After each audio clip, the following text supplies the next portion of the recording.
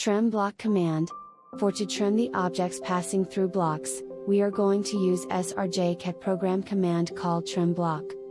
This command can be called through srjcad menu or by toolbar or by command prompt. The short form to call trim block command is trb. When this command is called, trim block tab will be opened. Select circle or block type to consider as trim object.